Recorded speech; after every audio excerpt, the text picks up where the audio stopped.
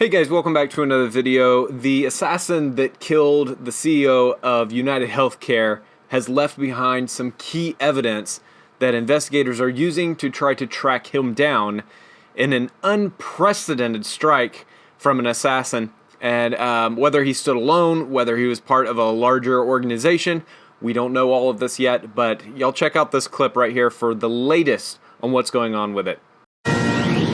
The massive manhunt continues for the killer of UnitedHealthcare CEO Brian Thompson. Brand new video that you see here shows the suspect strolling nearby the scene less than a half hour before police say he assassinated Thompson in cold blood. Authorities tell Fox News that he arrived in New York City on a Greyhound bus from Atlanta last month. Investigators say tips are pouring in and that they are confident that they will catch him. Alexis McAdams has the latest on the manhunt. Alexis, what are you hearing? Hey, Kaylee. So I just got off the phone with a few NYPD sources who tell me they're doing everything they can to track this suspect down, including putting a DNA profile together. How are they going to do that? They're going to use possible saliva that was left on a water bottle that he threw out at a local Starbucks just minutes before police say the suspect killed a UnitedHealthcare CEO. He also came in from Atlanta, Georgia, just the other week. Take a look on your screen. This is the Atlanta Greyhound bus terminal. OK, so now this comes into the investigation to lay things out in a timeline for people at home. So we're talking about him boarding that bus in Atlanta on November 24th. He takes like a 15-hour bus ride all the way to New York City. He'd been in the city for nearly 2 weeks, spotted at various locations, like at that hostel where he was caught on camera. I'm told he used a fake ID and he paid in cash, but hey, he forgot to hide his face. The morning of the shooting, he went to Starbucks. As I said, he bought that drink, threw it out in the trash. So now they're working on getting everything they can off that bottle. About 20 minutes before the shooting, the person of interest spotted again, this time walking toward the hotel. Then at 6:45 in the morning, people just waking up in Midtown Manhattan, including the victim, the gunman opens fire. He shoots and kills Brian Thompson. The first pop goes to his left leg, the other one straight to the chest, I'm told. The UnitedHealthcare CEO was just in town on business. He took off on an electric bike, the suspect, someone that fits that description, spotted here near Central Park right after the shooting. You can see it there on your screen, goes by pretty quickly on the e-bike. Investigators say he also brought a backpack that he had on after the shooting and dropped it somewhere in Central Park. A message was left on the shell casings. This is interesting. It read, "Deny, depose, defend." It could be connected to ongoing complaints that so many people have about the health insurance industry. Back out here live, one other thing that this suspect left behind, Kaylee, was a Go phone or like a, burner phone. Okay, so he drops that before he gets on his bike. They're working to get prints off that too. So what I'm told is they're working hard and they're working fast to catch this guy. Kaylee. Alexis, keep us updated. And hey guys, I just have to jump in real quick. We're going to finish the rest of this clip in a second, as there's a lot more in here that they're going to discuss, very revealing moments. But first I want to say thanks to all the supporters, guys, for the channel. Thanks for leaving a like. Thanks for subscribing. I appreciate all of y'all. I just want to say though, isn't it just absolutely insane that we live in a country where an assassin can pull off something like this so quickly and so easily? And I also want to say that the left, the Democrats, haven't yet jumped on this, calling for, at least not that I've seen, they haven't jumped on it calling for more gun bans and more, restrictions on gun ownership. But dude, when I saw that video a second ago where he pulls out the gun and like aims it at him, guys, that is absolutely insane.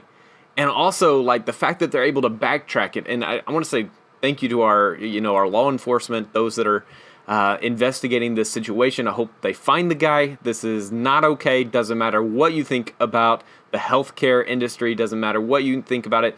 Going after and assassinating, killing in cold blood the CEO of this large company, just not okay. Absolutely not okay. And all the jokes and stuff online, it's too soon, guys. Too soon. All right. Let's continue with this video. Crazy. Yeah, within minutes of this thing happening or it breaking online, a lot of people were saying this looks like a professional hit. And I kind of agreed with them. When you look at it, it's so shocking seeing this kind of thing happen in broad daylight. And the guy seemed very calm. And then he kind of walks away calmly, like Jason Bourne or something. And I thought, this is some kind of hit. But then as the evidence comes in, you realize this is not some professional thing. This guy was leaving evidence everywhere, and he was making all sorts of mistakes. He, the people talking about the weapon, his weapon jammed, things like that. So Yes, I think that, it's kind of gruesome looking at all this stuff online and then seeing people justifying it. And, and it wasn't Taylor Lorenz. Everybody knows she's completely crazy. I mean, she's nuts, but she's quoting people in the media, legitimate people, and they're all having a discussion. I don't want to talk about healthcare policy. A guy was murdered. Tommy, the biggest outstanding question to me is this. The conference is taking place at the Hilton. You could probably figure that out. A lot of people attending the conference. But this guy's lurking outside, and most people would stay where the conference is. So how did he know Brian Thompson wasn't staying at the Hilton? He was staying across the street at a hotel and seemed to know his movements.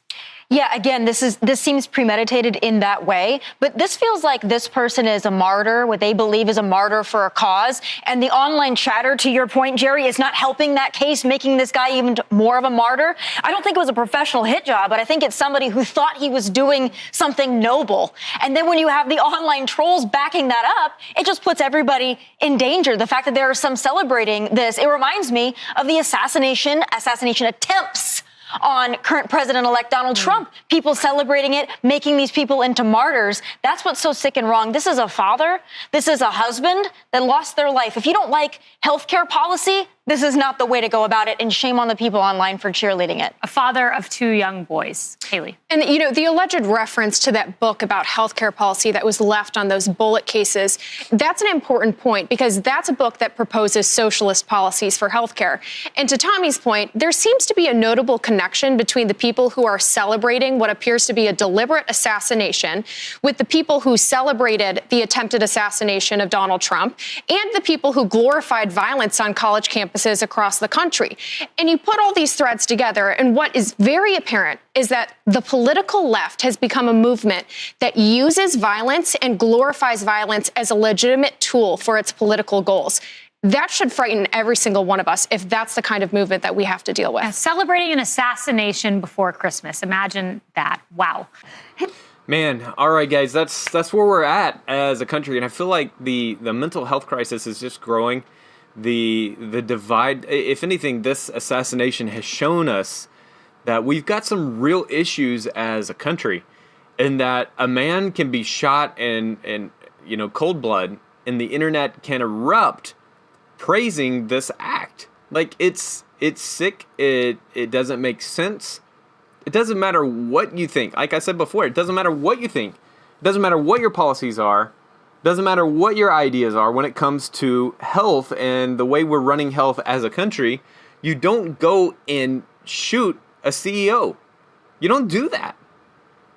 Just reading through some of the comments on this video that was posted on Fox News, I'm just kind of blown away by some of the top comments. Like this one. Sad thing is, insurance CEOs will learn nothing from this. What? What are you talking about? What do you mean insurance CEOs are going to learn? What? They go on. They won't change their practices, only beef up security. Yes, that is the proper response to an assassination. It's not to change policies or ideas or practices. You beef up security. Donald Trump did the same thing. They tried to kill him. They tried to take him out. It didn't make the Republicans go away. This is the wrong way to make a statement. And the fact that people are online saying these things is absolutely ridiculous.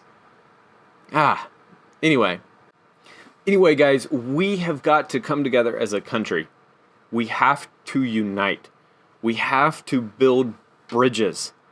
And we have to disagree in a way that is mature.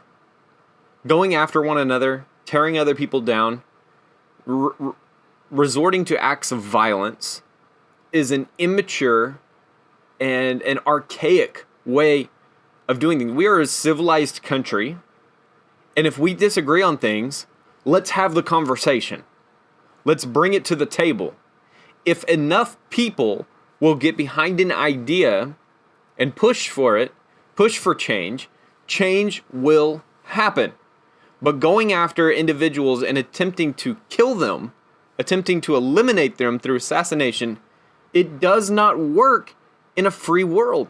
It does not work in a democracy. That is not the correct solution. And the fact that so many people are talking about healthcare right now is absolutely ridiculous. It doesn't matter if you're on the right or the left, guys. It doesn't matter. Right now, there was a man that was killed, and all of us should be trying to support the officers and the law enforcement, the investigators that are trying to find this guy.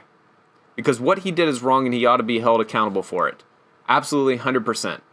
It doesn't matter who you go after, guys. We have to operate from a higher place. And the fact that they said that these shell casings refers to a socialistic, ideal, that makes a lot of sense to me, right? Capitalists don't do this kind of thing. I mean, they do, but it's very rare, right? But socialists, for some reason, there's this idea in socialism that you can take care of your problems through violence. They may not say that, but you see it crop up over and over and over again. So we have to stand up, guys. We have to stand up for the victims. We have to stand up for stand against the perpetrators. And we've got to make sure that everyone understands this is not okay. What has happened is not okay. I hope and pray that they find this guy and they find him quickly. Anyway, guys, let me know what you think down in the comments, because I'm very curious to read your thoughts on the situation. It's just, man, it's so crazy that something like this could happen in America, and it's absolutely wild. Anyway, hopefully they get all those key pieces of evidence, the saliva from that water bottle. That's insane that they were able to pick that up already. If they already have that, then they should know by now. They should know who this guy is. So maybe some more updates in the days ahead. Guys, subscribe to the channel for more videos like this. Like the video. It really helps out with the YouTube algorithm. I appreciate everybody for doing that. And don't forget, subscribe. Subscribe, comment, like. I'll see y'all tomorrow with another video. Y'all take it easy, guys.